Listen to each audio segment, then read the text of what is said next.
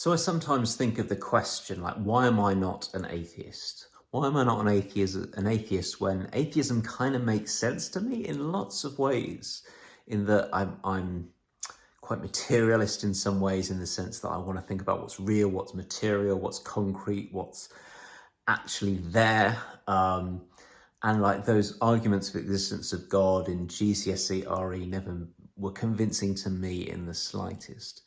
But why am I not an atheist? Why am I someone who has a relationship with God, and that's a significant part of my life? And you could say my upbringing, and that is true. That is absolutely true that it's my upbringing. But it's also not the same thing as saying I just copied what my parents told me to do.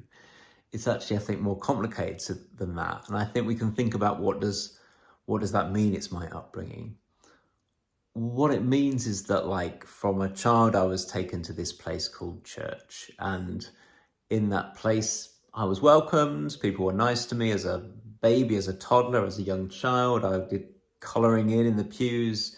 Fine, it was a nice place. But amongst all of that, when I was just doing my own thing, the adults around me were doing things, were doing whatever they were doing. They were closing their eyes and being quiet, and they were going up and having bread and wine, and they were singing, doing all these things that sort of point to a certain direction, that seem to be a kind of, oh, there's a certain like activity that is somehow pointing towards sacredness, that is somehow a ritual that's indicating some other thing that's going on.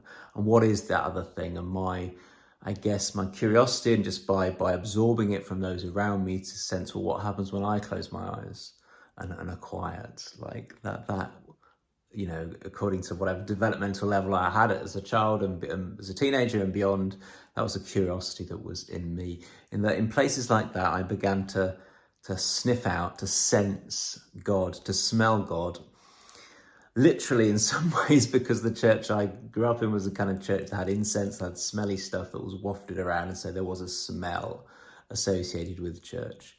And I think when we think about approaching God and having a kind of curiosity about God, smell is a good scent. Smell is a good metaphor, because when you smell something, it's quite real, it's quite emotionally visceral. Smell. But it's also like, where is it? It's mysterious. You can't always see where the source is. You can't see it or hear it, but it's kind of the least definite sense, and yet it's a very real sense and a very emotional sense. And it's the sense connected with desire. And sometimes you might think religion says desire is a bad thing, but actually the heart of faith, I think, is a kind of a desire. It's that going towards something, that being seduced by something, because you smell something delicious and you think, I want to taste it. I want to go to it. It begins to invite you to go deeper. Once you're in the sense of smell, you're invited to go deeper into the sense of taste, because you want to taste what smells so good if you're smelling something nice like food or something like that. So smell is the sense of desire. And I think that's how spiritual journeys can start in some ways, because you might have just sensed something, some place where there's a deeper sense of peace or a deeper sense of level, just a curiosity, just a something. There's a something. And I guess, like, my advice in that is, whatever that is, first pause and breathe deeply of it. What is that?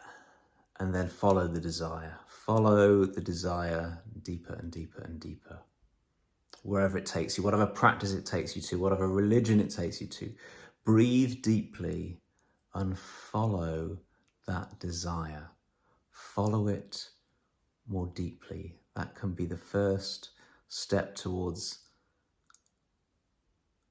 sensing into deeper realities. But it begins with just a waft of something. And whatever that is, and however that might work for you, step towards the desire.